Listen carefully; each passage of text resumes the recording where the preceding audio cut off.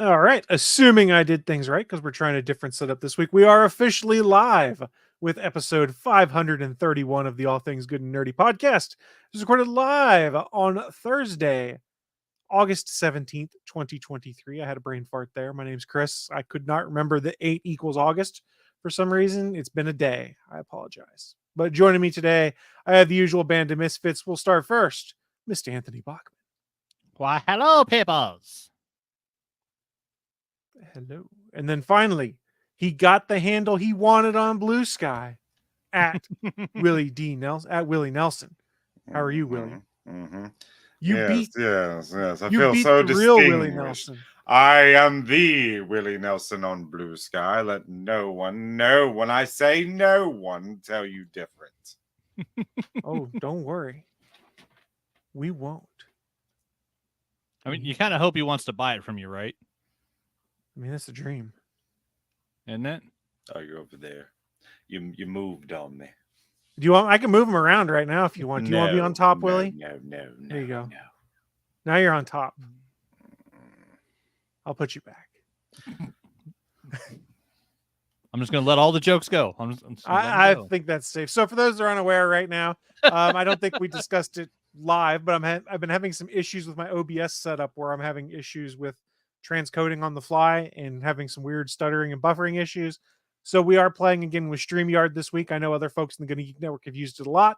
It's been ages since I last hosted a StreamYard production, so I've been playing around with all the fun little buttons and whatnot. It's been exciting.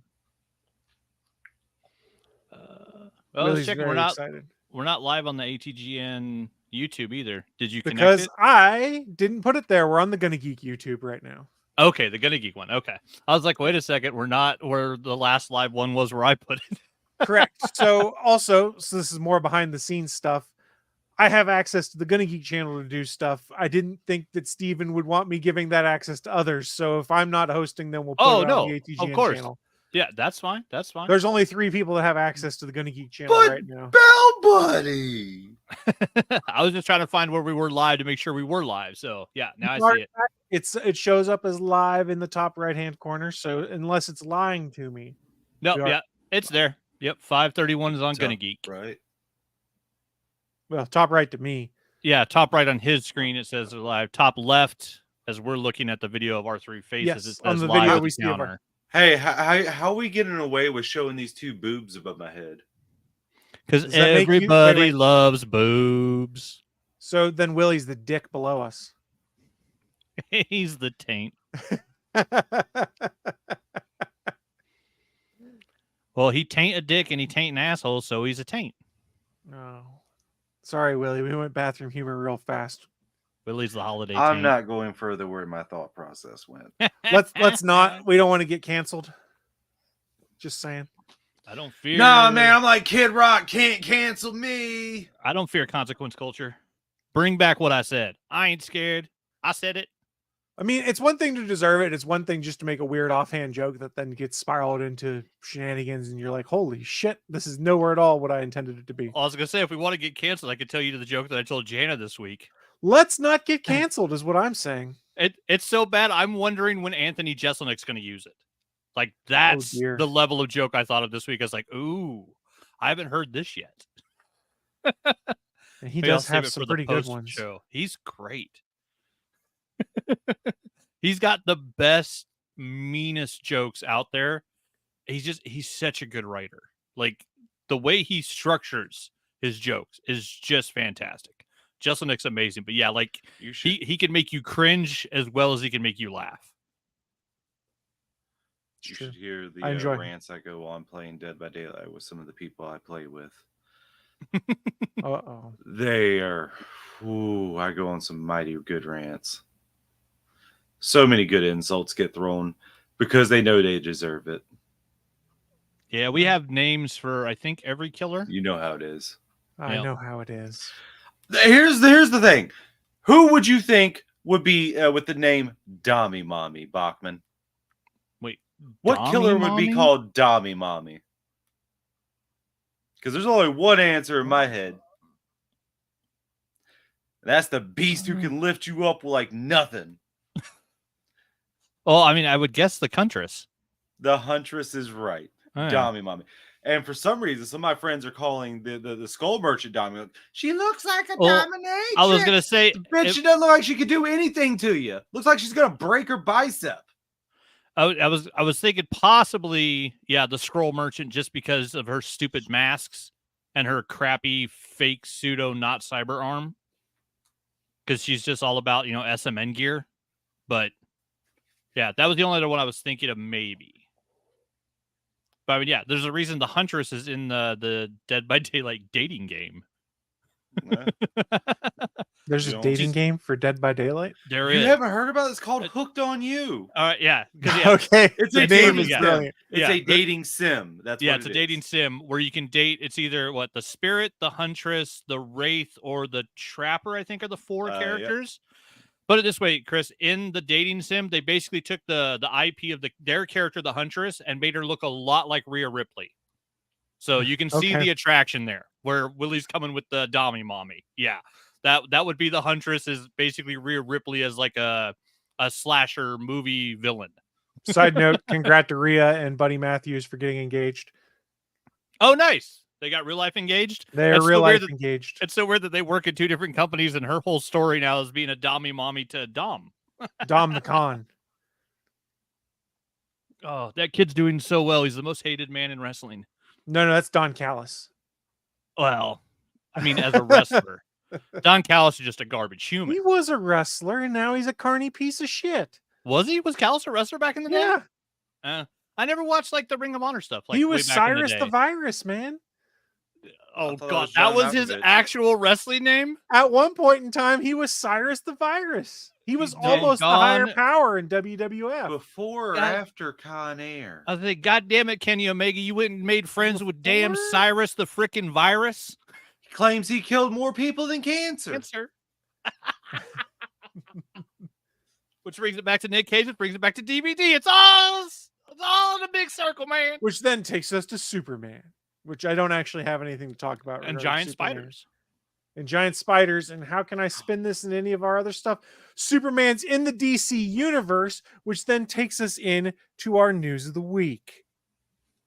Live from the ATGN studios on the internet. It's the news of the week.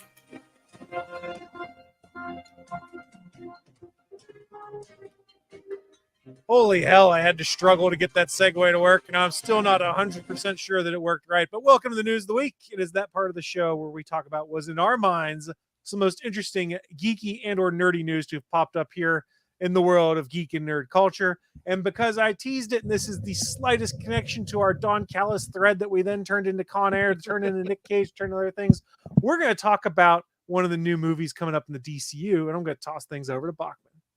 Indeed, though I will say that audio track for News of the Week sounded like it was coming out of the bathtub that I just watched those Masters of the Universe toys in. Like it was echoey and clippy and jumping.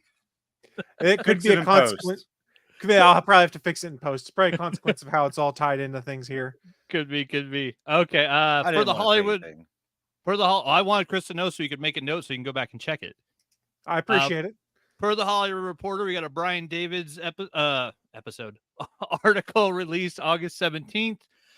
Blue Beetle director Angel Manuel Soto is relieved that his characters have a DCU future.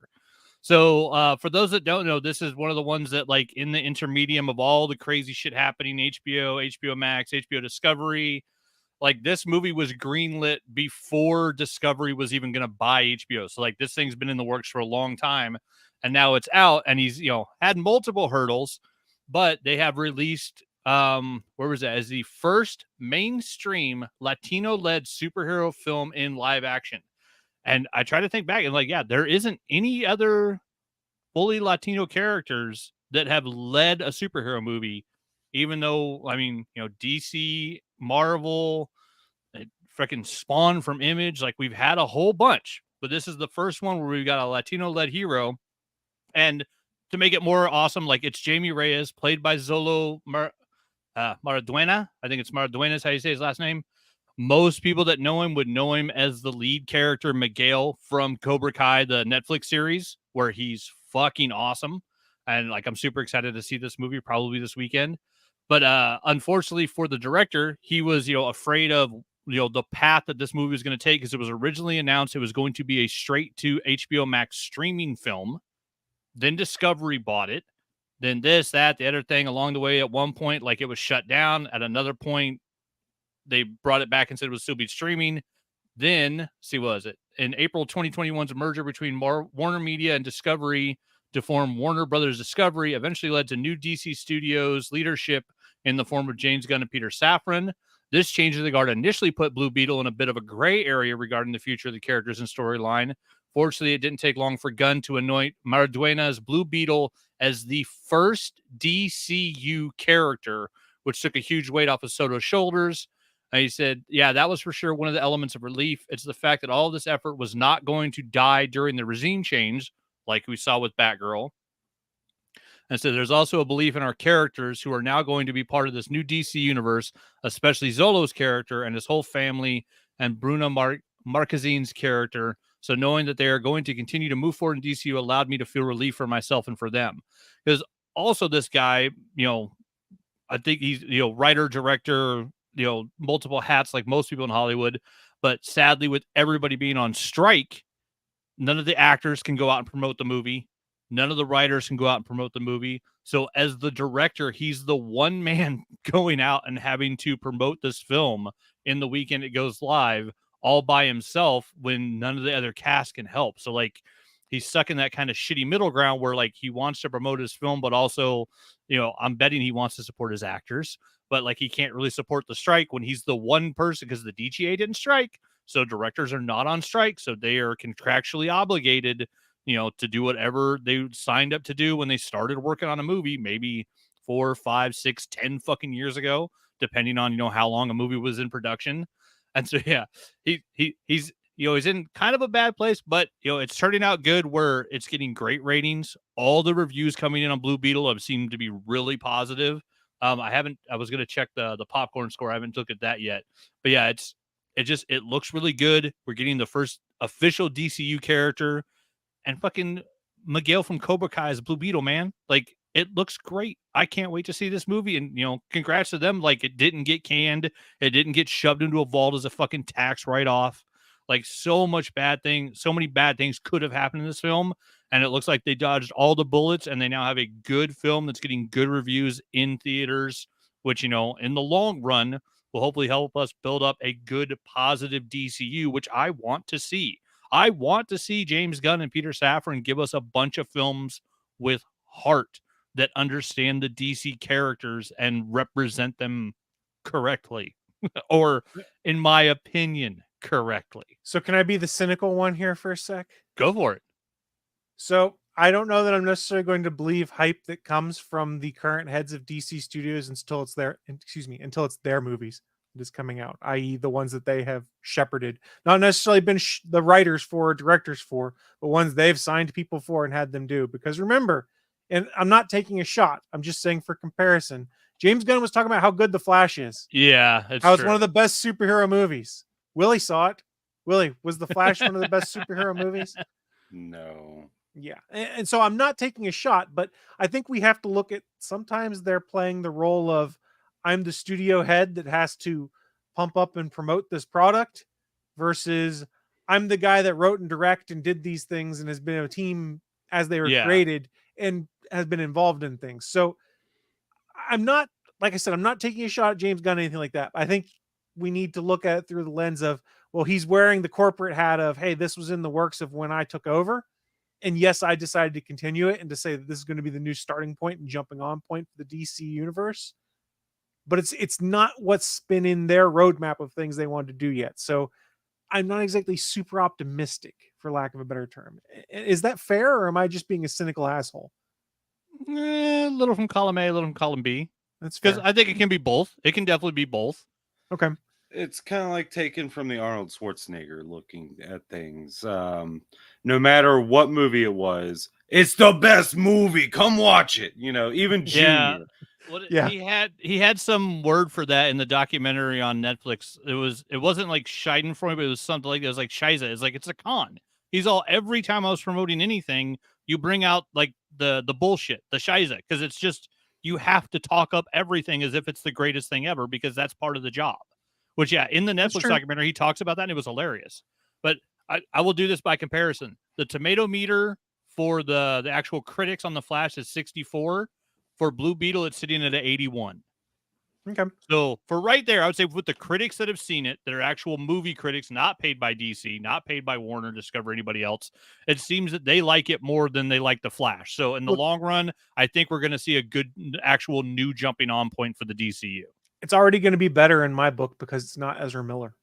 Well, yeah, it's not a piece of shit trash yeah. person who doesn't deserve what he does. Yeah, that kind of guarantees it's going to be a step up because Zolo Maradona, like his all of his problematic stuff were character problems that Miguel had in Cobra Kai, and in the storyline he overcame them. He's an actual good kid. He's not a piece of shit out there in the real world. At least I've never heard a bad story about the kid. He seems like a nice guy. But you did also touch on another point that James Gunn has this unenviable task and the directors to be like, we've got to promote all these movies coming out because due to the strike, none of the actors can talk about it. None of the writers can talk about it. Things like that, and makes it difficult. And people are actually asking, this is a parallel I'll make, is there's a Babylon 5 animated movie that just dropped today officially, which I'm looking forward to watching after the show today. But J. Michael Straczynski, who was the showrunner of Babylon 5, which is a sci-fi show in the mid-90s. It's been a long time, but they're doing an animated movie to continue some of the stories. They were saying, hey, you're in the Writers Guild. Why is it you're able to talk about the Babylon 5 movie? And he goes, because I did this under the animation banner. And the animation guild isn't not guild, but union rather, isn't on strike right now. So he was able to talk about it. He was able to get the director to talk about it with him, but none of the voice talent, for instance, could go and talk about it because those are all folks that are in the Screen Actors Guild. And if you want to know why they brought this up on Fat Man Beyond, and Kevin Smith explained it to Mark Bernardin, because Disney, when everybody was starting to form the guilds in animation, he's like, oh, we'll do our own animation guild so that the animation writers don't have to go join the Writers Guild. We'll put you guys in a separate guild. We'll take care of you. Worked out real well. Yep. And that's why animation folks don't make no damn money. And here's something interesting, since we're talking about the strike, which I kind of put us onto. It's longer than the last one already. Well, and someone was saying like the last time, because like we had the writer's strike in late 90s, like when they ruined Heroes. No, that was like, late 2000s. Late 2000s. 2011, was that it? I'm too old. I can't remember when it was. But they said like previous to that, the last time we had like the writers and SAG-AFTRA get together and strike was in the 60s, and that's when they got residuals. So like they're looking like this should be that type of a massive change, because right now basically the streaming services don't give residuals to anybody. Nobody gets paid for shit on Netflix. The guy that wrote Squid Games made like $12. Yeah, like, it's fucking insane. One of the women that did Orange is the New Black showed one of her residual checks and it was like 12 cents. Yeah. It's they make nothing. That should definitely be looked at, especially if it's made for streaming. Yes. Exactly. But the problem is, none of the rules for residuals when they were designed in the 60s, no one had the concept of streaming. So all the contracts say, movie, television. And it's just as bad for the writers too. There's writers that have done interviews that say, when we're not in season and I'm not writing for a show, I'm driving Uber so that I can afford to pay my bills until we're back in and writing again. Yeah, they had one of the actresses that's I think Summer's voice on Rick and Morty was saying like she was having trouble paying her mortgage because and like that's an actor that's on one of the most popular shows on the planet and they can't pay their fucking rent. Like that's insane that should happen. Yeah, there's all of these contracts were created before streaming was a thing, so it all has to be redone. And then you got what do they call them? The AAMPAA, with the evil organization of assholes that run everything, now saying, hey, we want to have the ability to have you work one day as a background actor, and we'll pay you $100, and then we will scan your likeness and use it in perpetuity. Like, that's insane that they even thought that was an option. Evidently, they did that with a lot of the extras for WandaVision, assuming I read that correctly. Yeah, which and it probably screwed a whole bunch of people over, which means technically those people, if they sign those contracts, can never become actual actors. Well, they can, but they'll never make a paycheck, which awesome. That's a great way to write a contract to fuck somebody over for possibly their entire future. I think I brought it up before we talked about, but yeah, it's ridiculous. Matt Damon and Ben Affleck were background actors in like a Drew Barrymore romantic comedy set in Boston. If they'd have signed a contract like that, they would not be able to get paid today as actors. How could that be legal? Like, there's no possible way that the company should be able to write a contract like that and fuck somebody out of any possible income in perpetuity. Because, like, the way they have it written is that you never get paid ever, no matter what. Like, that's insane. It's absolutely insane. No, it totally is. It's crazy. That's why they need to fix some of these things. But I think I kind of steamrolled over. You had a second news story, didn't you? Just a quick one. We saw a pop-up, which I don't know when it's coming, but it was another just quick thing from Hollywood Reporter. Apple TV Plus announced it today. Godzilla roars in first look at Apple TV Plus and Legendary Titan series. So the show's title is going to be Monarch: Legacy of Monsters, which I don't think there's anything in here about when it's coming. It's basically just announced that they're doing it. But the cool thing is that it's going to be the story of, will span 3 generations, center on 2 siblings who follow in their father's footsteps, uncover their family's connection to the secret organization known as Monarch, which, if you haven't seen the new Godzilla, King Kong movies, is the kaiju tracking group featured in Legendary's MonsterVerse films. Because, Lionsgate can do what Universal can't. They can make all their monster movies connect. But there's going to be father and son, Kurt and Wyatt Russell, will play a singular character. So we're going to see the young version of the character played by Wyatt Russell, and then the older version of the character, when they jump, decades later, is going to be played by his dad, Kurt Russell, which is fucking awesome. We're going to get to see the Russells play one person. That's cool. I don't think we've seen something like that before. Like, we've seen Donald Sutherland, his dad, or his son Kiefer, play like father and son in a movie. Like, that's happened.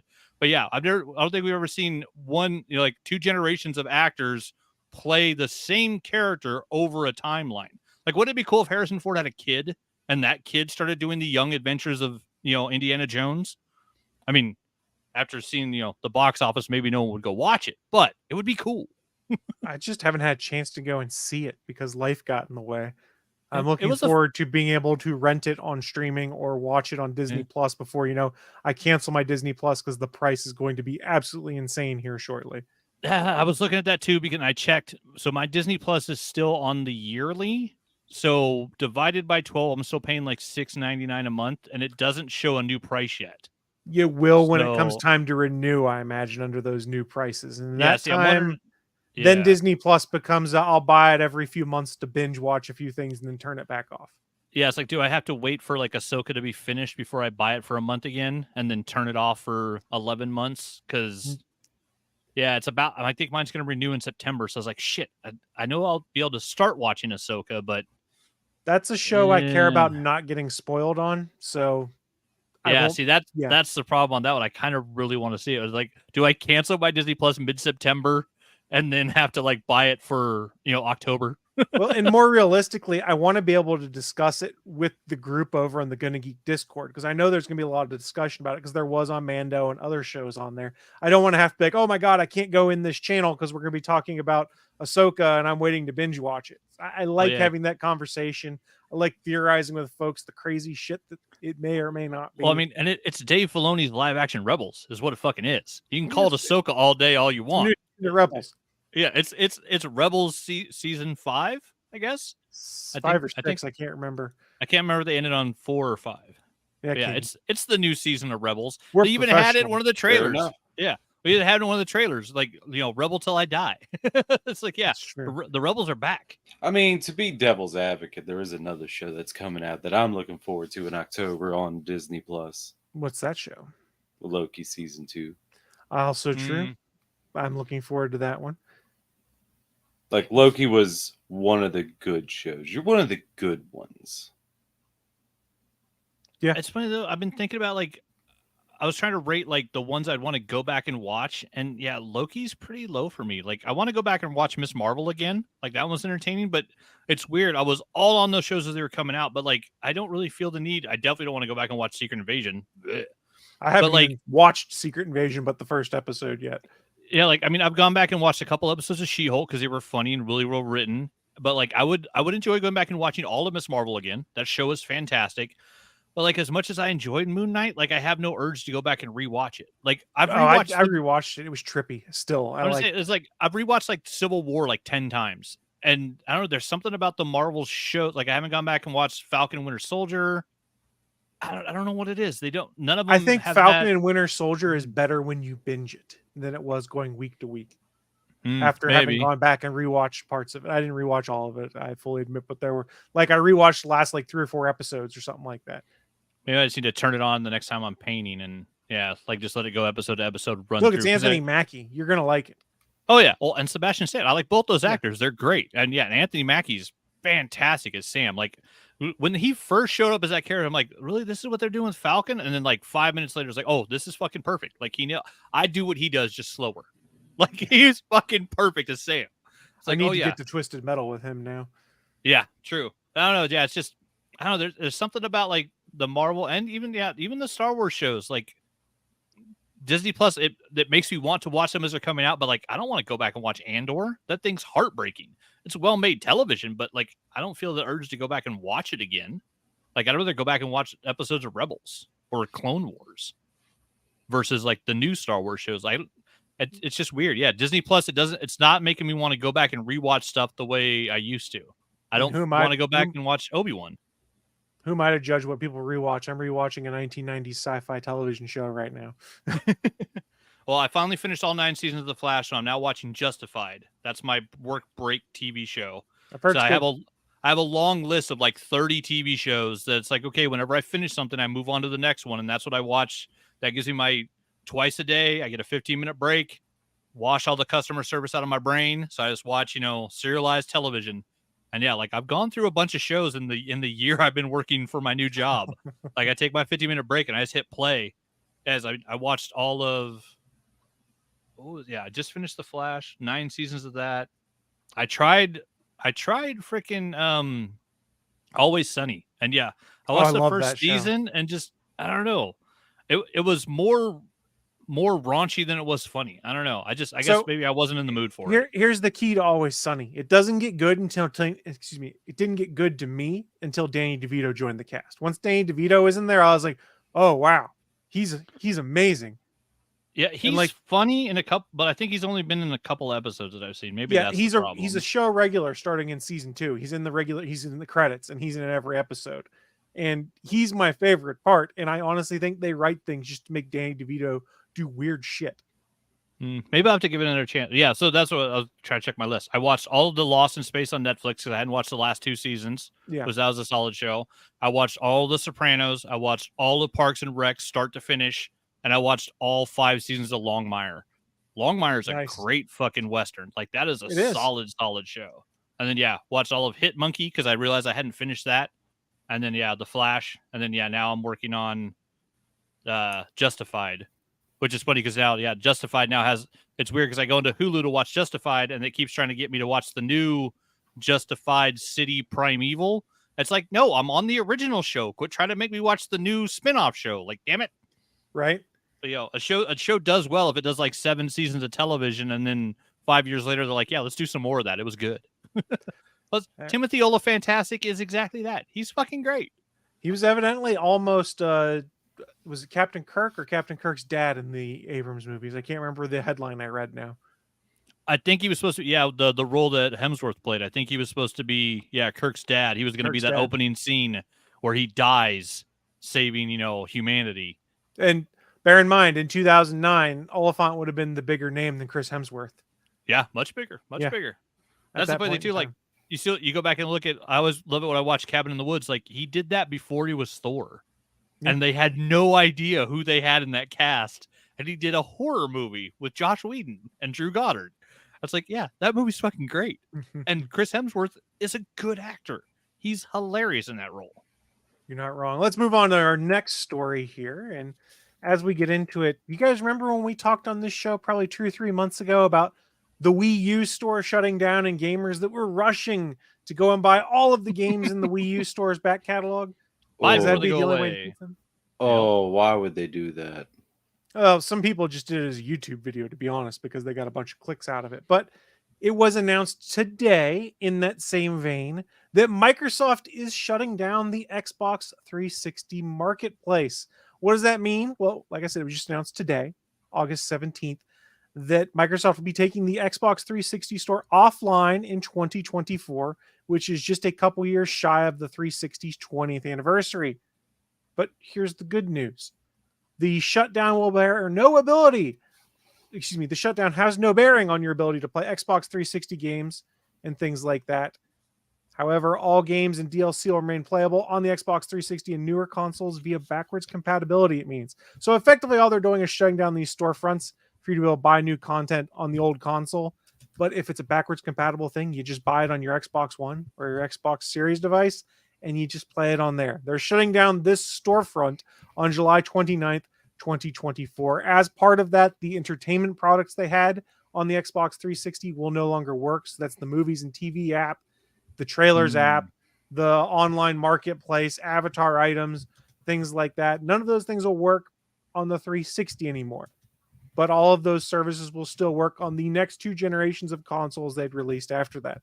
The key here, and I'm not trying to dunk on Nintendo in comparison, but it's something that we need to keep mind of here, is a lot of people were concerned when the Wii U shut down and the Wii shut down that you couldn't rebuy those games anymore. I couldn't get them on my console. If my console bricked, I had no way to get those anymore. Now, in theory, that's probably still the same way with the 360.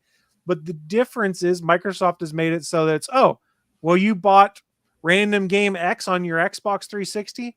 Well, it's backwards compatible. So you just run that on your Xbox One or your Xbox Series device, and you just go in and say, I own this game, hit the download button.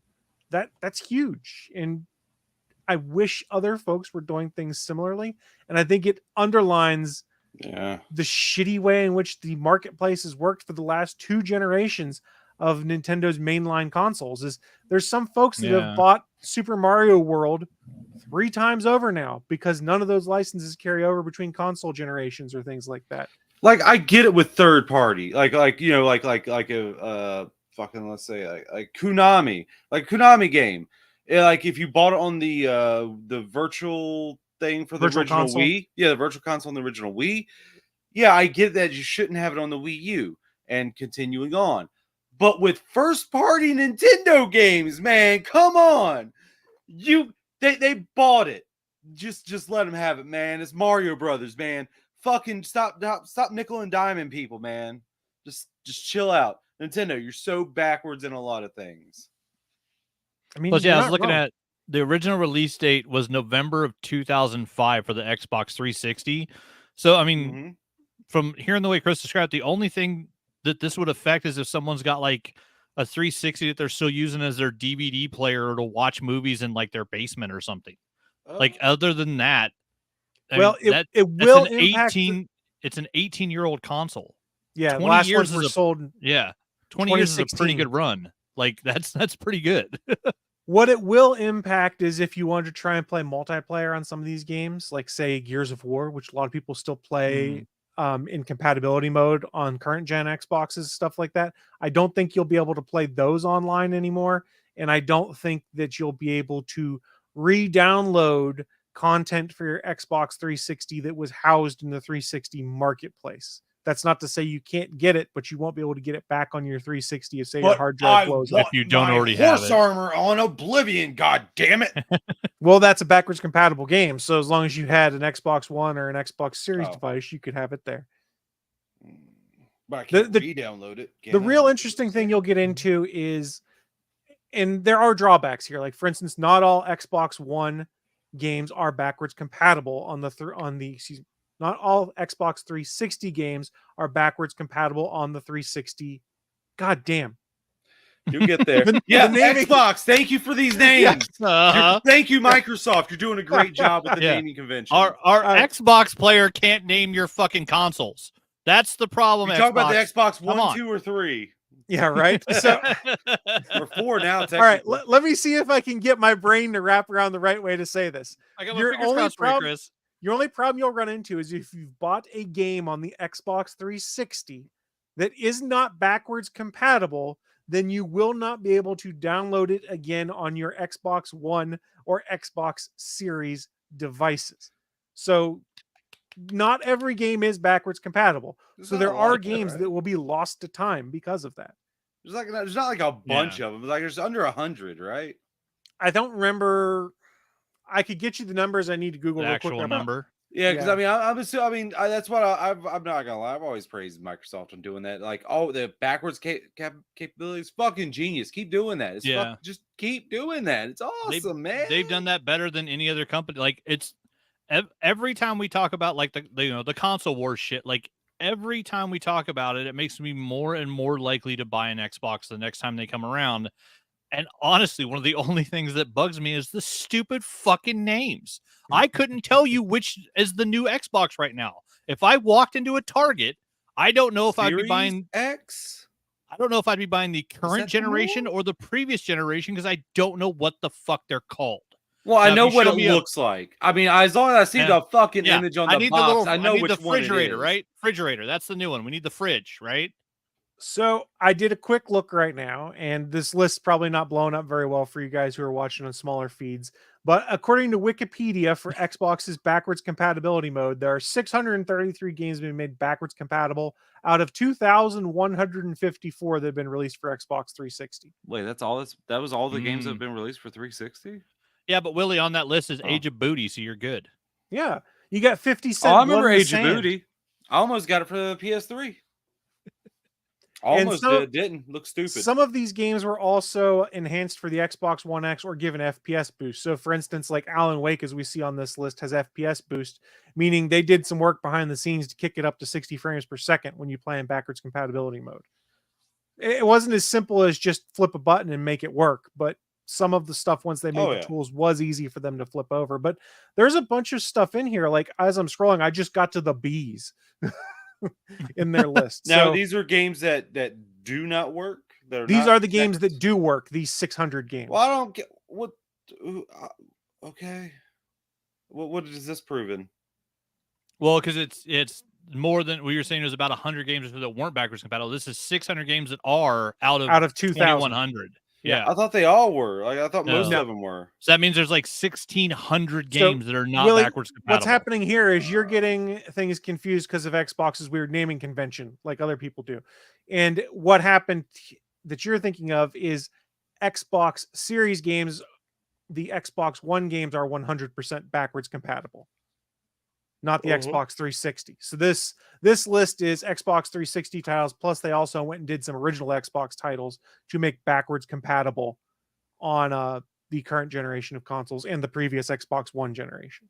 This is hurting my brain, so I'm just gonna bow out of this conversation. Right? I understand. It's making my brain hurt as I'm discussing it too, and I thought I understood it pretty well. Regardless, the Xbox 360 store is going offline, but it's not as detrimental as it may sound at first glance because of the different way in which Microsoft has been handling their backwards compatibility and their marketplaces. And I hope that other marketplaces for digital goods, specifically in the console world, start following similar things. Now, like I said, I'm not a huge PlayStation gamer, so the question I would have for you guys, Bachman and Willie, eventually at some point probably will be. Should be. If I bought a game digitally on PS4, does that carry over to my PS5? For instance? Is everything I bought on my PS4 backwards compatible with my PS5, or is it only select things? No, I would definitely say not everything. Wait. Well, hold on. What the exact Let me question you're rephrase. asking? Let me rephrase for you. Yeah, Is every PS4 title I bought on my PlayStation 4 backwards compatible with my PlayStation 5? There is a small list where they just couldn't get some games to run. I think it's like 19 or something. It's under 100, I believe. Like definitely, probably under 50. Like there's only a list of like where they just tried and they just couldn't get it to run for some reason or other. So there's some that you can't. But it's like games that I don't think there's any big name games, just like little lesser things. But as far as I know, like I can look it up while you're doing this. But I mean, I was just curious if you knew off the top of your head. Yeah, 'cause you were but more they- clued they- into it than me. that's something I will say Sony did good is they tried like a motherfucker to make sure every PS4 thing could be just played on PS5. They really tried, and they got a small list where it just couldn't be done. But like I said, there's like it's like here, fine. I got Yeah, you. so far of like Games, especially like the PlayStation don't. Plus games that I have added to my library, which it's like here's the game of the month, but you have to add it to your library to keep it as part of your library, and then you can download it whenever, as long as you have an active PlayStation subscription. Every one of those that I've downloaded to my PS5, I've never run into one where it's like, nope, this was PS4 only. Like I've never had that problem yet. So Okay. yeah, I I mean, was I just bought like the there's only I think- 6 games. Okay, 6 that's games. not bad. Yeah. That's a Yeah, good list. Afro Samurai 2, Revenge of Kuma, Volume 1, Hitman Go Definitive Edition. Okay, that's actually one that's pretty big. Just Deal With It. Don't even know what that is. Oh, that's a VR game. Robinson the Journey. That's the one VR game I had to return because that's the only game that's ever gave me motion sickness in VR. Oh damn. Shadwin, Shadwen, Shadwen, and then We Sing. I don't know what that is. I don't either. Oh, and there's also a list of games that might give you errors, which is a definite bigger. I've played some of these and I didn't get any bugs. I was just curious because backwards No, I played on compatibility has kind of PS4. become an important thing to folks as of late. And it was interesting because Nintendo had backwards compatibility when you went from like Wii to Wii U and then dropped it with the Switch, of course. Whoa. And the market- GameCube to Wii. And GameCube to Wii. Well, with the physical copies, not with digital copies. Oh yeah, all the digital copies of GameCube games. Yeah.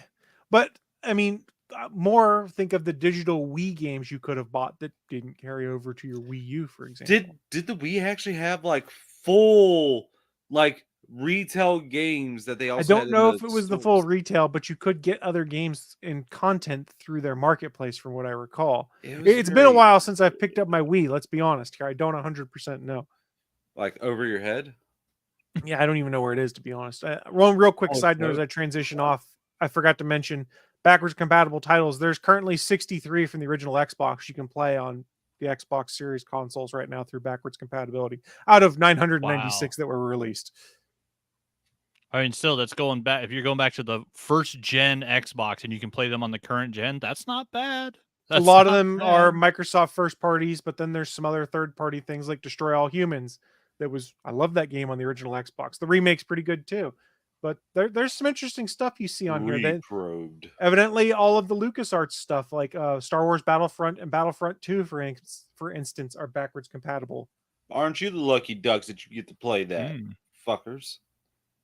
I love that. Well, Battlefront 2 was fantastic. I played that way too much. I did too. I wish I could take my copy that's on the shelf over there and put it in the goddamn PS5. But guess what? Yeah, well, if you had an Xbox copy, you could put it in a current gen I Xbox know. and play. And The only I thing that really praised sucks- Xbox for it. The only thing that sucks with that for me is my save game was on my Xbox. That was before they instituted cloud backups because they didn't have that until the Xbox 360. So I had unlocked so much shit in Battlefront 2, and that Xbox is long gone. So I have no idea. Though there's no way, rather, for me to have carried that over to my 360 to keep that here again, which is kind of a bummer because I realized, holy crap, I spent a lot of time playing that game to unlock as much stuff as I did and have the stats I did. In that. I played it way too much. Way too much. I was there with you. Like, yeah, I forget what you get with like getting a certain amount of kills with the kit with each class. I forget what it was, but I had that. I was up there too with you. I was there So much fun. So much fun. I just wish you could. I wish you could do like the Jedi battles in somewhere else than the Mos Eisley. Yes, that would Me have been too. nice. Me too. But that's a trip down memory lane. Those were fun ones. Let's talk about a new game that's out. Willie, you were going to talk to us a bit about Baldur's Gate 3. Oh, was that right? You see it? You see that thing that's over? You see the private chat over there? I want you to read that. I have to read something that he wrote. Mm-hmm. Throw news of next week to me when you're done with this news of the week. I guess Willie, I guess this chat just did nothing. I did put the time and effort of typing that in there so you'd see it, and it is here we are. Here we are. Just Well, we throw will that talk out the about- window. we will Production mean- quality, am I right? This Hey, is your- Willie likes fart jokes. That's all that matters. This is your tease for next week, then, everyone, is we'll talk about Baldur's Gate 3 next No, week. no, we're not talking about Baldur's Gate 3. I was a throwaway line in the pre-show, god damn it. I'm so confused. What the hell's going on? No. But I'm glad you threw about news about next week to me without mentioning anything fucking else there. Oh, you're over there. Fucking keep moving shit.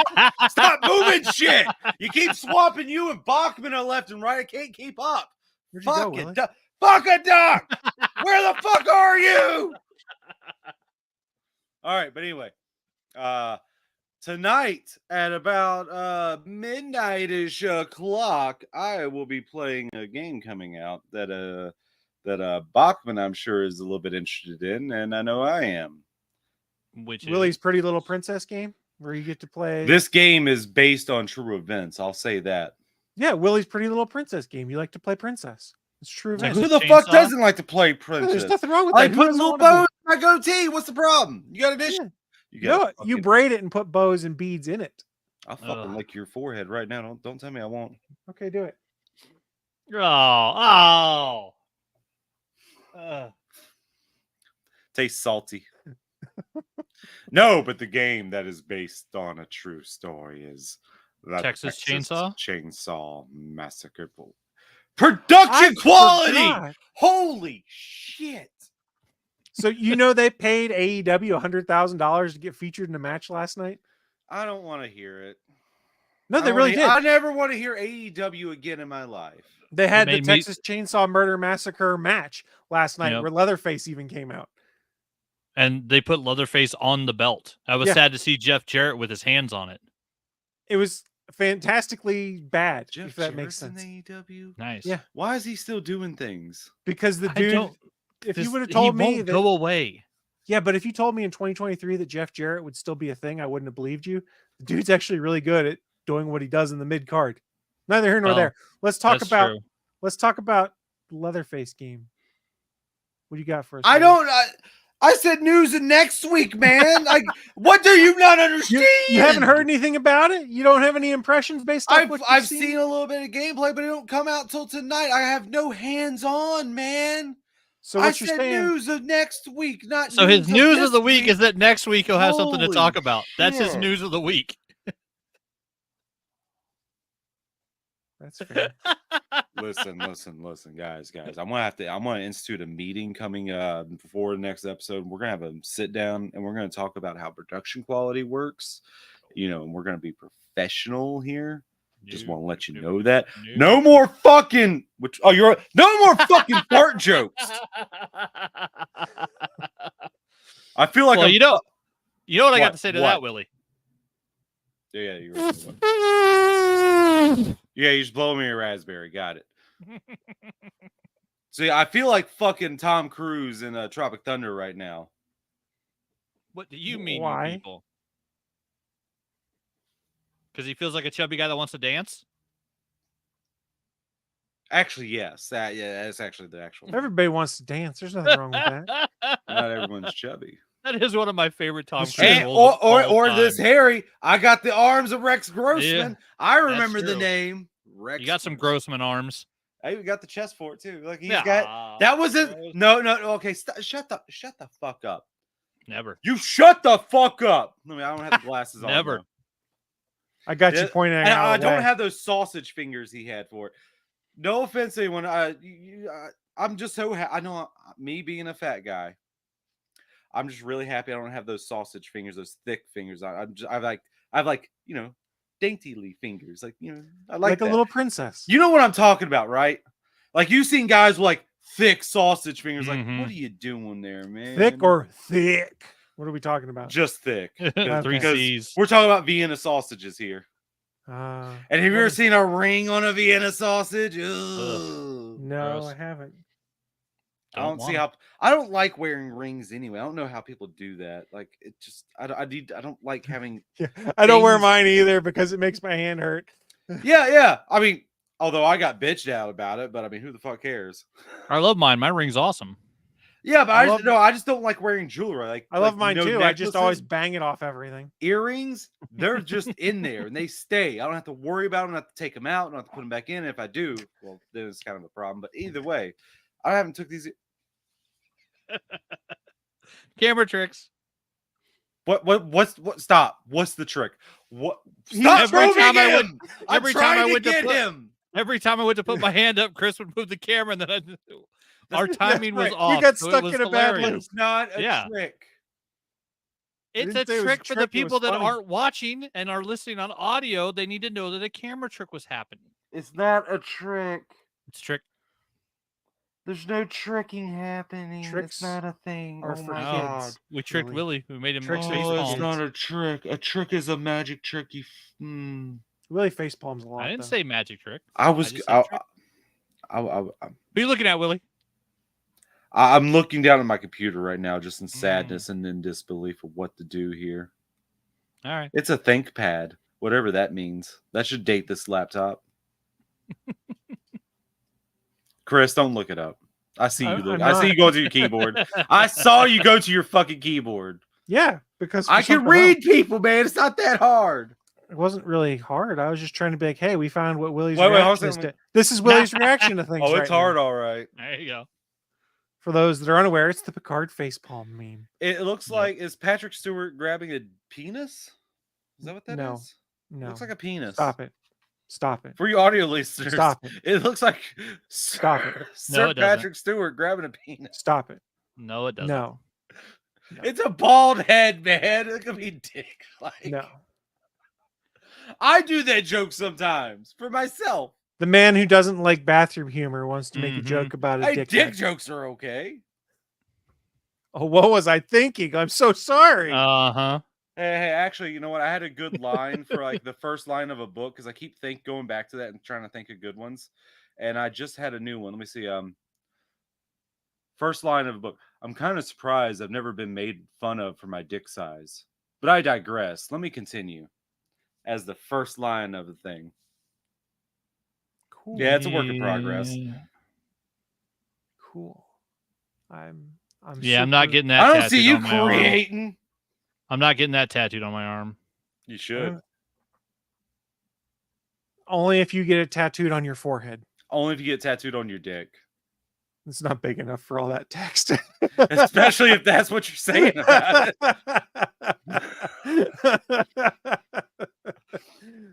Hey, whoa. I've seen people fucking tattoo a grain of rice. Come on now. How do you tattoo a grain of rice? I don't know. I'm exaggerating. They've seen people like draw on it or something. Yeah, they write their names on a grain of Yeah, rice. something like, I was exaggerating using that. I mean, know, you using can do it. it's like a mind trick. Using jeweler's Trick. lenses. Trick.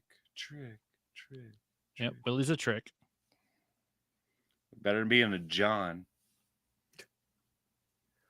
I don't like where this is going.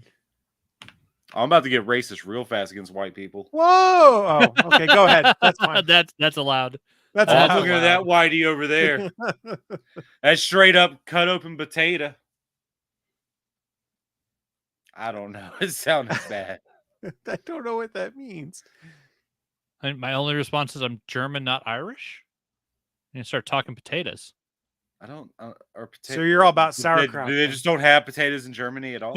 No, they have plenty. No, of but the potatoes. Irish are all about the potatoes. Yeah, we didn't have a famine. We had Well, the to be potatoes. fair, potatoes are. I can see how there was a famine because you eat all the potatoes because potatoes are delicious and you got no more potatoes.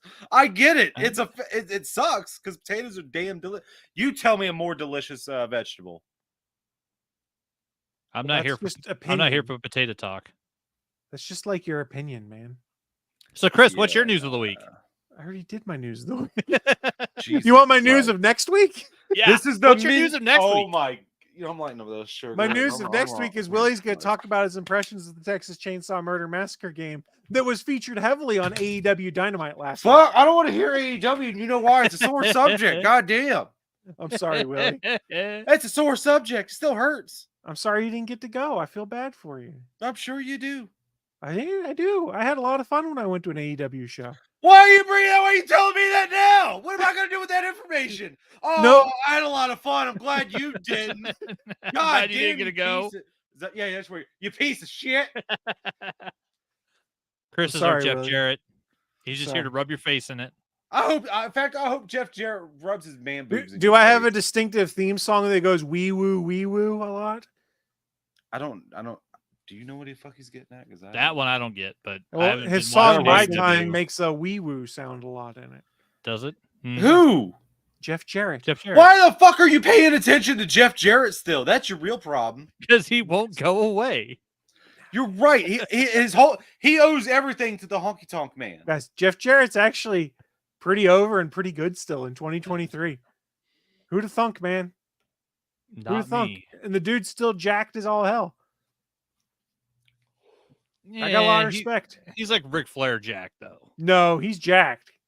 Ric Flair is alcohol jacked. Say He's what got you good will arms. about Ric and Flair. then- He pretty much is what he is on TV. That is how he is. Yeah, that means he's a bad actor. He had to go Asshole. method to be a professional wrestler. I don't think. Well, I No, think I think that Richard Fleer became Ric Flair and was never able to undo it as part of the thing with Ric Flair. Yeah. I think he doesn't have the ability to separate himself from his character. It doesn't seem. Oh, like. so we're Like, doing actual Richard Flair. Okay, so like underneath Taker, got it. Yeah, see, that's different. Yeah, well, Mark Eaton understood what a gimmick was. Ric Flair did not. when you live your gimmick, it's just your life. You know who Yeah. really understood a gimmick and ran with it, and will be 100 times the man Jeff Jarrett is? Mr. Ass. Gold Dust. Gold dust. Gold Dust. Hey, guess That's what? a man who was handed a shit fucking personality, and he made it greatness. And That's Willie, true. he works for AEW now. Go Yes, he does. fuck your mother! Goddamn, you're over there. He works for AEW now as a trainer and an on-screen talent. Yep, he's one of the main reasons a Why are we lot. still in news of the week? Why are we not moving on to the next goddamn segment? I swear to God, if you just give a recap of what the fuck happened on the AEW that you just saw, I'm out. I'm out. Did you hear about the kangaroo kicks? What I'm not allowed happened to in talk- Collision, Chris? I'm not allowed to talk about where the kangaroo kicks came Then from. why did you bring it up in the first goddamn place? Because I didn't know if you'd heard about it or not. What are you talking about? Kangaroos kick? Yes, kangaroos. They hop up and they kick. What are you talking about? I'm not allowed to talk about where it came from. You won't let me. Then shut the fuck up then. Will, you know what the most devastating move is in all professional wrestling? This is why people don't like white people. This is The Orange reason. This is Cassidy the fucking- kicks, right? this It's is the double fucking reason. clothesline. Oh, double clothesline. I did hear something super funny. This is why I'm never getting married again. The guy that Yeah, Shit. this is why. I can't think of his name. Sarah Michelle Gellar's husband, Freddie Prinze Jr. Freddie Prinze Jr. Apparently, FPJ. because he's a massive wrestling fan. He watches FPJ. AEW with his kids, and one of their sons now will run up to him and do the Orange Cassidy kicks, like in their house, That's and funny. thinks it's the funniest shit in the world because Freddie sells it that like he's being destroyed. Well, Freddie's been a longtime professional wrestling fan. He was actually a writer for WWE for a while. So, like in his podcast, he talks about a lot of those stories. And Yep. at one point, I don't think it's happening now, but at one point, he was talking about starting up his own promotion. I think it's still in the background because he's talked about like I can't mention somebody because they may be under contract. So I think he's still trying to do it. I just don't Okay. think like it's gone as far forward as he wants it to because of Well, things he can't happening now in because lots of of the different strike. industries. Because Yeah, he wanted them to all be in the actors. yeah, guild. because he Screen wants to Actors actually Guild. make them part of SAG, which would Yeah. be cool. They are That's why- screen actors. Just throwing this out there. Is this part of what we're into? Yeah, let's get into what I'm into. Part of that's Yeah. professional wrestling. So there you Oh go. my god. There At it least is. I'm moving it forward to get out of it quicker. At least I'm doing that.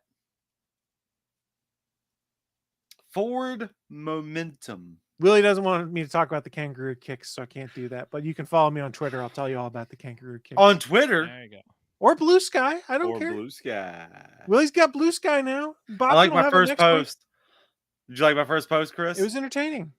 Yeah, I was just scrolling through Google News, and that was all in my news stories. Like, why did they crop the picture like this? Oh, that's why, the headline. That's why. All right, so let's actually get into what I'm into. For those that are unaware, this is that part of the show where we tell you guys what kind of geeky, nerdy things we've been watching, listening, reading, consuming, playing, whatever it is, because you may want to go and check them out yourselves.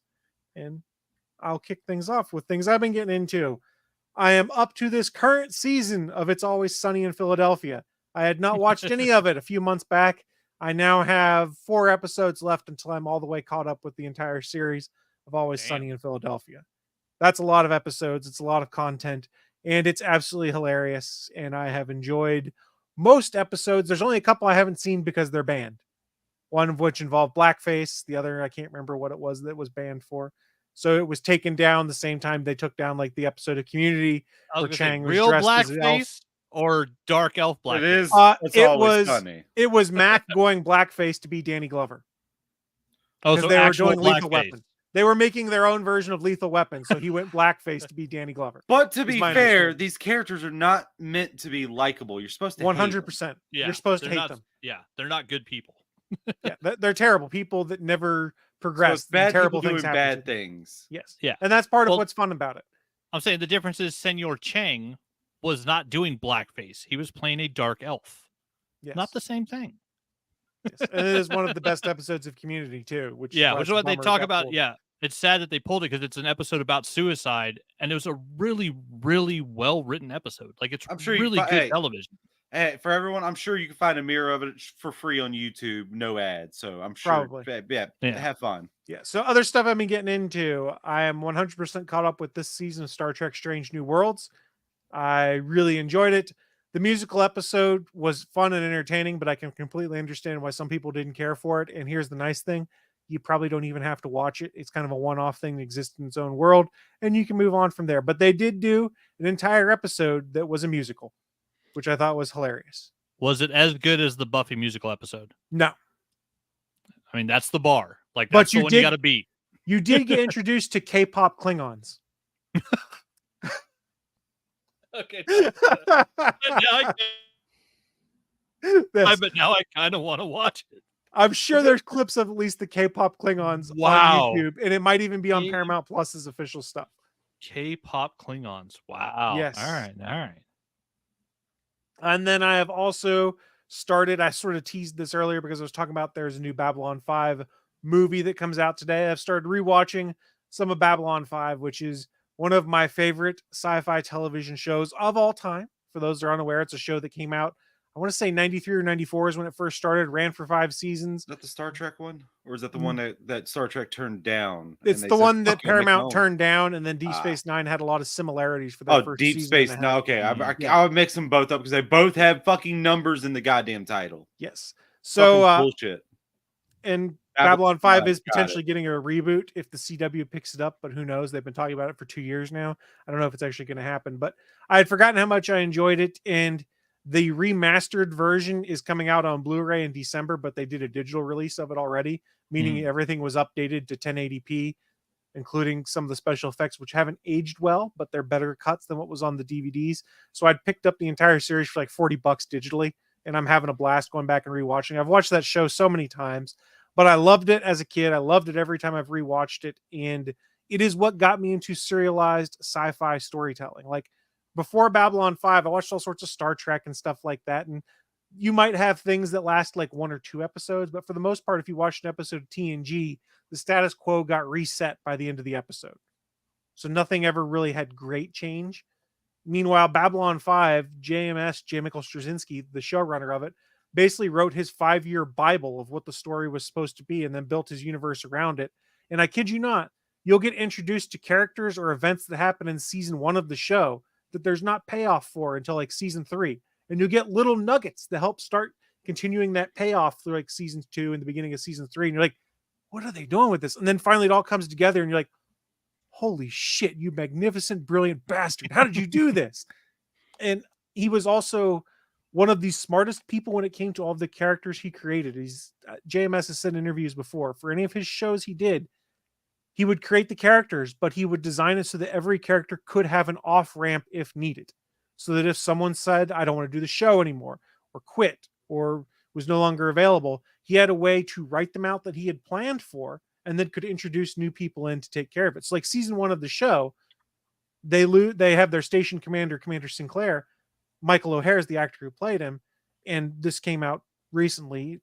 He was having issues like delusions, schizophrenic kind of issues and things like that. And his mental health was suffering. And he said, I don't think I can do this anymore. And I'm slowing down the show. And he had to leave.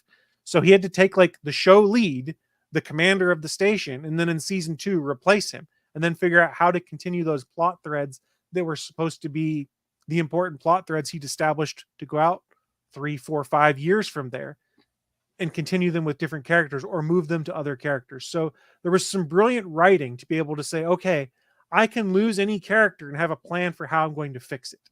And I think at one point in time, he wrote, I want to say like 89 out of 96 episodes of Babylon 5, he's the writer for. Like, it's an incredible feat of writing and storyboarding and story planning and things like that that went into the development of Babylon 5. And I love it. I will have to say, though, if you watch it, season 1's a little rough in places, but does a lot of world building. Season 2, it all starts to come together. And then season 3 on, you're just like, holy shit, how did they do this? I don't understand how you did it, but it's great. And no kidding, there's stuff that's set up in season 1 that you don't get the payoff for until season 4, but they keep teasing you along the way. It's great. It's great storytelling. That's what I got to add back on my list. I remember watching, I think maybe the first 6 months of it when it first came out on Fox. Like, I remember like watching it as it was coming out, and like I remember enjoying it.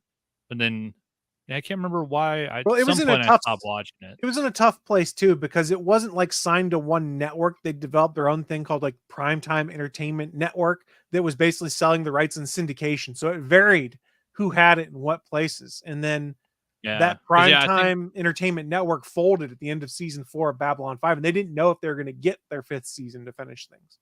Yeah, I think here at some point it went from like Fox to UPN or something locally. Yep. And then the last 5th season was on TNT because TNT bought the rights to it.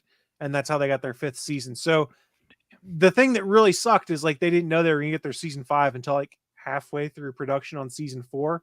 So like JMS sped up a bunch of stuff that would have taken longer and finished up a bunch of things in season 4. He probably wanted to extend out to season 5. So season 5 was a little bit slower compared to other stuff. But it's a great television show full of great actors and sadly full of a lot of actors that have now passed. Like their cast got hit really hard by actors passing away, things like that. So that's why it was really surprising that they did this animated movie, because I want to say like half the cast is gone. So they had to recast like half of their cast to do voiceover work for this movie. And then they brought back the living original cast to voice their characters in the animated movie. I'm really looking forward to seeing it. It's great. Nice. It's got Tron himself in it for 4 out of the 5 seasons. Jeff Bridges? Bruce Boxleitner. Boxleitner was Tron. Yeah, Boxleitner was Tron. Oh, Tron himself. I got it. Yeah, Tron himself. I forgot Tron was an actual thing in Tron. Yes. I don't even remember seeing it. I know I saw it once. Yeah. I really wish they'd make the 3rd Tron movie because they set up so much with the sequel, but that's neither here nor there. Other stuff I've been getting into. I'm still playing Gotham Knights on my Xbox. Like I said, for paying $20 for it, I'm totally fine with it. It was on sale this last week for one of Best Buy's $10 deals. They had it available for $10 on Xbox Series and PS5. For $10 to $20, I think it's perfectly fine. It's not the Arkham games. And if you go in expecting it to be an Arkham game, you're going to be disappointed. Combat is nowhere near as fluid and fun as what you experienced in the Arkham games. And so that's just sad. Yeah. They had the formula. They just tried to do something else. And then they introduced this whole crafting and leveling process into things that's just annoying, because now it's, I've got to make sure I gather all these things from green chests so I can upgrade my suit correctly.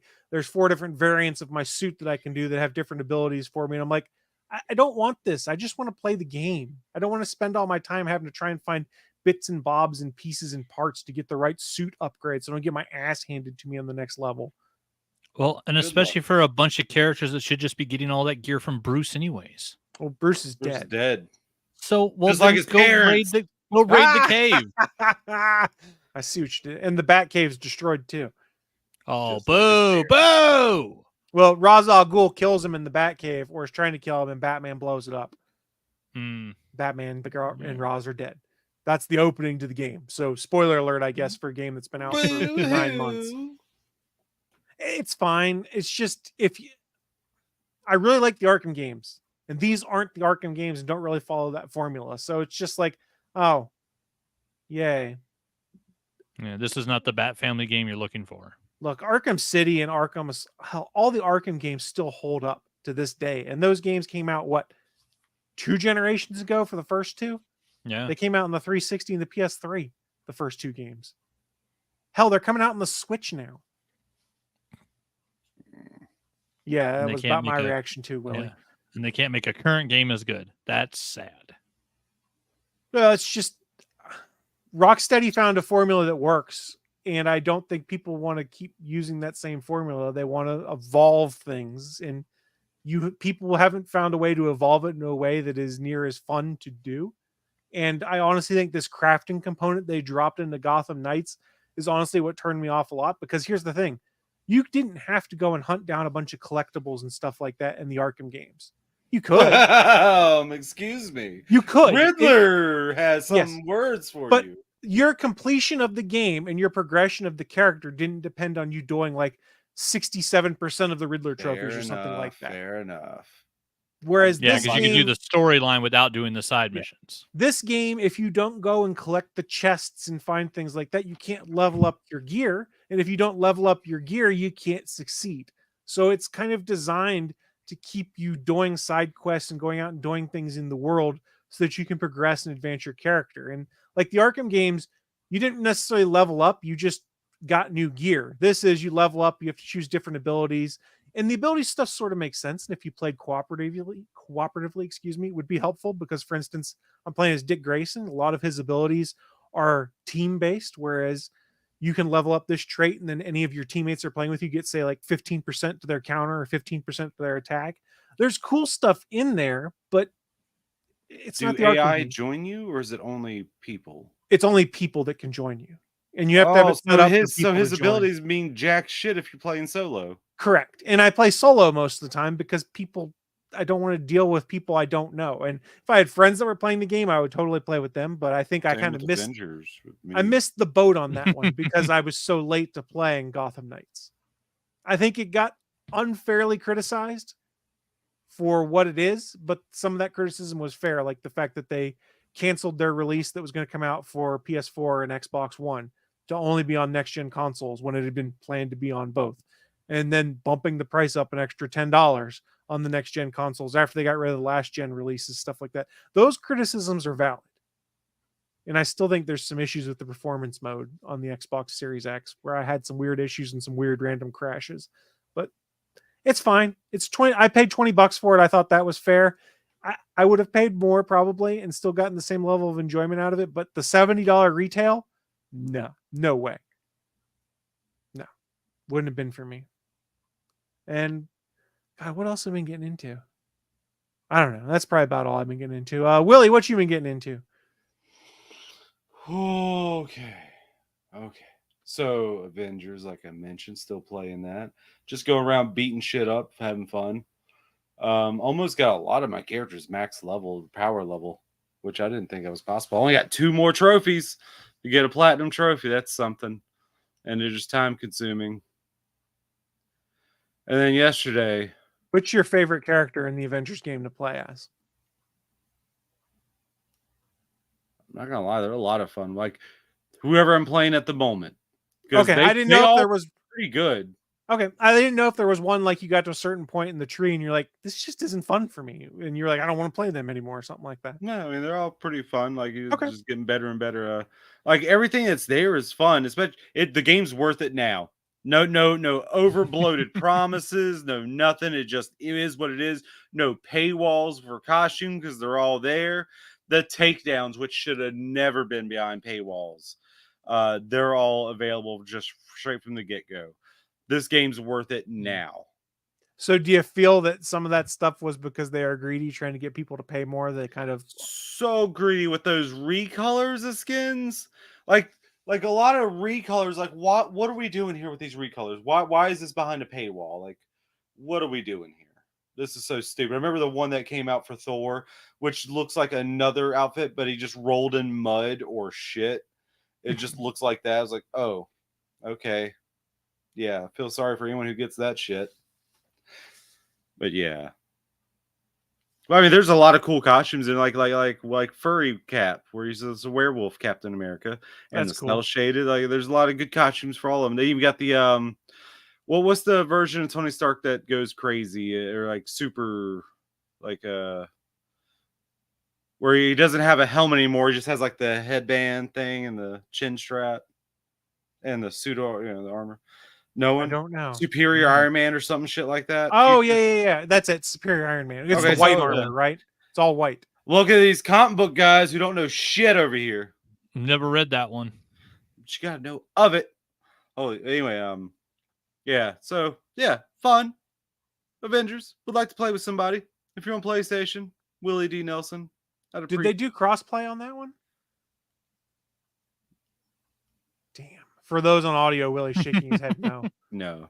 I mean, if you have PS4 to PS5, yes, that does crossplay, but not between consoles. Why? I don't know. To steal the old Vince McMahon theme? Because fuck you. That's why. Yep, you're fired. But other than that, I went to go see a movie yesterday. And I thought, yeah, I mean, I've saw the first two of these movies like a long time ago. I don't remember shit about them and never saw any other ones. And then I was like, and a buddy of mine was like, hey, you want to go see this movie? I was like, sure. So I went to go see it and figured I didn't have to watch any of the other ones because it's just about the set pieces and the action. I know I haven't said the title yet. I understand that. Hold on, I'm getting to it. And so I didn't think I was going to need, because it seems like it's just about action. Who really cares about the story? Like, they don't really seem like they all connect to each other. So, yay, cool. So I go and watching Mission Impossible. Are you guys, have you guys seen the other Mission Impossible movies? Yes. Yeah. They good? Yes. Because this one wasn't. I've This heard one this was one was not really hit or good. miss for people. The story like makes no sense. I'm gonna spoil some shit right now. I don't care. Like, we're not even spoiling. It doesn't make sense with you just hearing this. But like, I knew you're going to betray me because he spared you. You're dead. Are you like, trying to do an English accent there? A little bit. Haley, are you trying to be Haley Atwell? No. Okay, good. Wait, is that who was in that movie? Peggy Carter was the. Was that Grace? Okay. Wait, was that Grace? No, that wasn't Grace. No, Haley Atwell was the blonde chick, right? No, Haley Atwell was not blonde in that. She was brunette in the. So that's Mission Grace then. Impossible movie. Okay, that's why she did look a lot familiar. And I'm not gonna lie, I thought that was Gary Sinise in there a lot too, but it turns out it wasn't Gary Sinise. I was always like, hey, look, it's Lieutenant Dan. Because it looks just like Gary Sinise. The guy, look at a picture, he looks just like Gary Sinise. Oh boy. Tell me I'm wrong, man. You Tell go in, you when you're telling lies. You go in, you fucking look at it. I'll do it after the show and I'll post them both side by side. You tell me that does not look like Lieutenant Dan. Who's the character now? It's the I just looked it up. See, Mission Impossible, Dead Reckoning cast. Yeah, I scroll down to it because I remember his name. Yeah, she was Grace. All right. You weren't thinking of Henry Czerny, are you? No, Shea Shea Wigham. That look, even looking at it right there, that looks like Gary Sinise. Plays Briggs. That guy doesn't look anything like Gary Sinise. Go fuck yourself. What was the thing he was in? He was big in something. Oh, damn it. Don't know. That looks just like him. Go. I'm looking. Oh, okay. I'm getting gas. Yeah, he was just in the Fast Saga, Fast Furious 9. I'm getting gaslit here. I'm done. As a CIA operative. Who am I looking for? Okay, so Shea underneath Wigham. Palm. Yeah, underneath Palm. He was just in Fast 9. That looks like Gary Sinise right there in that picture. He looks look nothing like Gary like Sinise. Gary Sinise. Now look up Gary Sinise. At all. Yeah, he's one of those guys that plays like the cop or the CIA. There you go, Oh my! That looks exactly alike to me. I don't know what you got. You guys are fucking gaslighting me. You got white guy blindness. That looks nothing. Shea Wiggum looks nothing like Gary Sinise. No, Gary Sinise is. Yeah, Shea Wiggum was Cole on Kong Skull Island. He was the badass lieutenant running next to Samuel Jackson. Yeah, I don't see it. I'm sorry, Willie. Yeah. Cool. I said I'm done. Go move on. He looks nothing like Gary Sinise. Willie, are you insulted because That is I'm not so Stu insulted Redmond. to this gaslighting right here. That is not Stu Redmond. we're not gaslighting you? What is this nonsense? Willie, are you done? He said he's done. I've said it so many times. What more do you need? I'm sorry, Willie. I feel bad that we have made you feel bad. I'm just happy you guys made yourselves look I'm stupid. gonna- I don't feel everyone bad sees about it at all. Everyone sees and they see you gaslight me. They're gonna. I'm be gonna like, let feel bad Bachman about get it into at what all. he's into now. I don't give a fuck. All right. Is he let's watching see. Gary Sinise movies? Been watching some Gary Sinise movies. Been watching, You got Forrest no Gump. legs until Dan. Did you watch him in that new Mission Impossible? I did not. I haven't seen that yet. But I did rewatch The Stand, the good one from the 90s that was on ABC television where he was Stu Redmond. Was a good one. It was fucking fantastic for being on primetime TV and honestly just better than the caveated new it. one they just did. It's better than the new one they just did. But no, I've been reading a bunch of Power Rangers comics. I finally got through all of the lead up books to the Shattered Grid. I read the Shattered Grid ones, the Beyond the Grid one, and I'm now on to the Ryan Parrott Image books that are just called Power Rangers. I'm on the second volume of those. So been just reading a bunch of Power Rangers comics on the Comixology app, which is nice. I showed Chris earlier. Let's see if I can move my camera again. No, other way. We got up in my corner, up next to my Grogu and above my Freddy. That's a Castle Grayskull that's there now. I got my brother-in-law sent me a box of toys and actually did the old school, took a bath with all my toys and I tossed a Castle Grayskull and a bunch of He-Man characters in there, hit them all with a toothbrush and some dish soap. And I now have a Castle Grayskull, like straight old school, mid 80s toys up there. I got a Master at Arms on his vehicle, He-Man on Battle Cat. I got a Skeletor on his Panther. I got Webster in the Arachnid tank and Mossman and a Beastman up there. So it's awesome. It's an old school set. Wasn't that Spydor what it was called? Oh, it was Webster. Okay. Oh, the tank might have been called Spydor. Yeah. But yeah, Webster Oh, is that the guy. weird ass fucking tank. Yeah, where it I spins hated around. that thing. Yeah. Yeah. I love it because it still works. Like when you roll it, the Nice. exterior of it still spins in a circle. It actually still works. It's just awesome. I think I had one, and that's the only reason I remember how it fucking moved, and it was so fucking weird.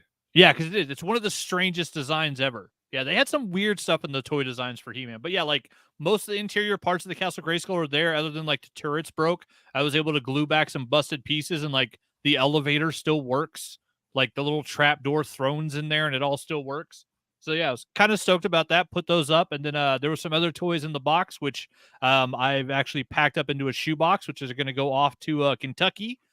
Sending some toys over to our friend of the show, Sean Pryor, because he's getting into doing some like kit bashing stuff. So I told him if he wanted some of these, I'd send them to him. So I got a box of toys going his way.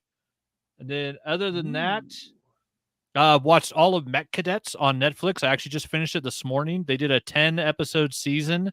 It's computer animated, kind of a cartoon. For those that don't know, it's the comic book that Greg Pak did. I think he started it right after he finished with World War Hulk. So like he was at like the height of his popularity as a writer, kicking out some super cool stories. And he did a story with Image. I think it's Image. Which is kind of like the Chosen One mixed with Robotech. So it's a world where there's alien bugs called the Sharg, which have been attacking planets forever. And there's another race that they refer to as the Robos, who somewhat communicate with humanity, but can't really talk to them. But they're giant sentient mechs that show up on the planet and will bond with a pilot. And then those two people have a bond for the rest of their life where like they can kind of psychically talk to each other. And so the Robos pick their pilots usually from cadets that have trained to fight, because the robos want to fight the Sharg, but they don't know how to fight. They're these giant mechs, but they're like a peaceful race. And so, of course, if you want to learn violence, you go get yourself a human, because we're good at that shit. And so the whole point of the story is, of course, like the janitor's kid like wants to be a pilot, can't be a pilot, doesn't get accepted to the program, and then randomly gets his own robo and gets bound with it. So like he has to become a cadet. They have to let him in, because once a robo chooses you, it's a lifelong connection that can't be broken. And so this kid who wasn't a cadet, who wasn't in training, now has this giant, 60-foot super powered mech that he's in charge of. And it's just a really fun, like family friendly show. The animation, it's really sleek. Like it's really cool looking. I have a When question you here. first see the humans, it looks weird, but it looks great on the mechs. And so you can see why they did this style once the mechs really get involved. So I have a question. What's up, here. Willie? So they make a bond with the mechs, and they're in charge of the mechs. Like I thought you said the mechs were sentient. No, So they're not in charge. Themselves? No, they're not in charge of them. So basically, it's like, Well, I mean, like, hey, that's your robot. You're kind of it's on your hands if they fuck up. You know that, right? so what happens is the robots like literally like drop down to Earth and will choose a pilot. And when they pick somebody, like they literally kneel in front of them and like do like this psychic Titanfall. wave. And so, yeah, Titanfall.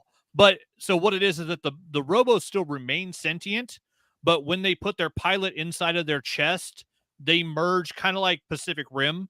They do Yeah. a psychic link, and then the two minds control what the body does at that point.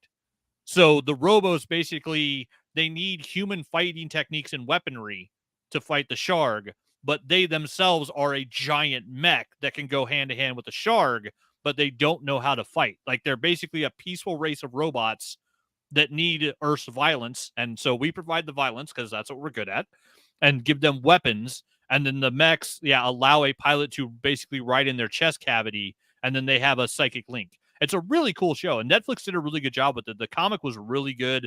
The artwork on it was fantastic. Greg Pak just wrote a solid story, but it's the whole, the kid that's not supposed to be chosen gets chosen, ends up with his mech, and then like My the Hero fight Academia.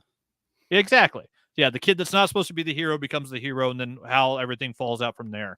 And there's a great character who's like this old school samurai who's like the first person who ever had a mech, because it's something where the robos won't choose anybody over 16, which is why the mech cadets are all kids, but then they bond with them for life.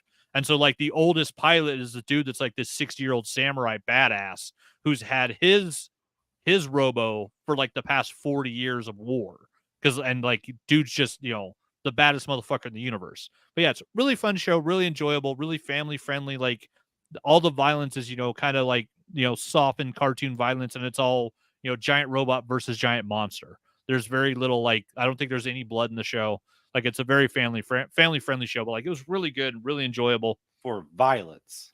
Yeah, You said for violence so many times, but hey, family Oh. friendly. It's giant robots punching giant monsters. It's Hey, like I mean, hey, Pacific this Rim. is America, right? So violence, yay. Snip, slip, Sex, no. nay, yeah, exactly. And then on the opposite end, if you want to talk about violence, I watched the Saw X trailer this week, which I'm super excited for because we're getting a 10th Saw film, which the fact that series is still going, awesome. And the best part about it is this is going to be, from the trailer, it's basically a whole flashback movie that looks like it takes place between like the first and second Saw films. So Tobin Bell is actually starring in this one as why can I not think of the name? John, the guy who was the original Jigsaw. Kramer? Is it Kramer? I don't know. John Kramer, that might be right. But he's it's flipping around. It's when he's still up and mobile after he gets his cancer diagnosis. He's become Jigsaw, but he's not like debilitated yet from his tumor. And you find out that like a group of people scammed him and like got him to go down to Mexico for some, unorthodox experimental treatment where they said they were going to take his tumor out. And then he like gets back to America, finds out that they lied and they didn't even perform surgery on him. And so now like Jigsaw kidnaps all of them and is going to provide, actual surgery on them. And I was like, yes, like more Tobin Bell, more fucking John Kramer. Yeah, It is Willie got Kramer. it. I looked it up. I was like, Yeah, yeah, it sounds right. I was right. Well, I always think of Gideon, but that was the son's name he was gonna have, which is why you have the Gideon Meatpacking Company. But yeah, like it's just I don't know, the fact that they're doing a 10th movie, I fucking love it. Like I love the Saw films. It's so cool to see what they dream up because it's just Wait, it's Saw X. We're going to space. it's Saw X. It may be one of the few franchises that made it to a 10th film and hasn't gone to space yet. Like we haven't seen the pig kidnapping people in the space station and putting them in a trap yet. But who knows? If they make enough money with Saw 10, maybe we get Saw 11. So I'll be watching it. I watched all the other Saws. Everyone can hear you scream. Yeah, Oh my. exactly. Oh no, Which- wait, that was for Spaceball, not Space Nuts, the porn parody. Yeah, which we'll find out about soon enough because now we know DBD's bringing in aliens. So we gonna be some screaming in space on the Crash Nostromo. Yeah, that's what I've been getting into. Looking forward to Saw 10. Somebody's got to look forward to it. Me. I haven't seen it since the second one. You're I a don't think. thief. Which way? You moved yourself again. Keep up, What are you Willie. talking about, Willie? For those audio listeners, we're all in like a 3-panel thing that's kind of like an upside down pyramid, and we're getting shuffled around like we're fucking playing solitaire or something. I don't know. Flip flopping, dip dopping. There you go. How about I try and do? How about I do this for you? Whoop. How's that make you feel, Willie? Up close and personal. Yeah. Oh, And I gotta look at that guy. Well, on that note, everyone, we are going to start shutting things down. Thank you so much for joining us. We've had a lot of fun today, like we almost always do. I just realized you can make the chat show up on here It was too. in my mouth. Cool. Oh, can you put the chat in there? I yeah. don't think I ever found that button. There you go. Oh, nice. Well, I've only done 5 or 6 of these. Yeah, well, what can you do? We'll probably be using StreamYard more in the future just because it's easier for me to set up until I get my OBS stuff figured out. So we'll be playing around with layouts as we get things figured out. Hopefully not having to make people move around screen so much as we were this time. I didn't know how to make it transition without moving people, which was Oh, that explains that. Why you just said, Chris? You're absolved of all crimes. Because it's more fun to piss you off. Oh, It that's should right. be a You're just a weekly piece of bit. shit. I forgot about that. So it should be a weekly bit where you're just constantly moving Willie's camera around. Oh my. Or just make Willie disappear. Oh no. Or The change his disappearing tech. Willie. What was it I was saying? I completely lost my train of thought. We're going to keep doing next the week. stream stuff for a while. We can also do it on Twitch. I had us on YouTube this week. I'm not paying to put us on multiple platforms. So maybe next week we'll try going out to Twitch just to see if more people pop up and join us on the Twitch side of things. Right. And in theory, depending on how this is working, maybe we can do some cool stuff for you guys in the future with some stuff that would fall under fair use for reactions and stuff like that. Because it seems like there's some stuff that's baked in that could be helpful for that. I have some ideas after the show. Willie has some ideas for that. So we might have some cool, fun stuff coming your way.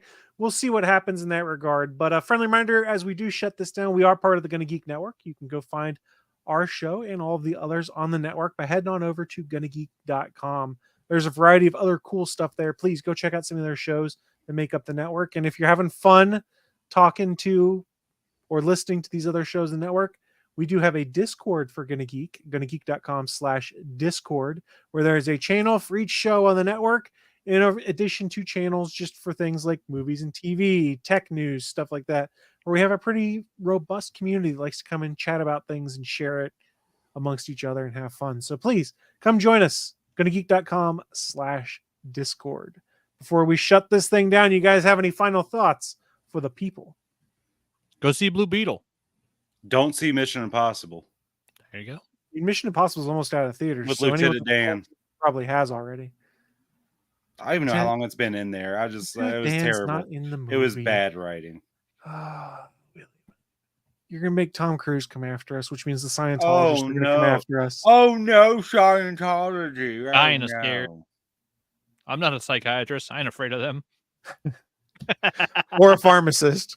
Hey, Or- remember, but wasn't Philip Seymour Hoffman a bad guy in one of the Mission Impossible movies? Mission Impossible Number 3. 2. And or three? Three. wasn't he pretty much L. Ron Hubbard in The Master by all but in Yeah. name? I think so.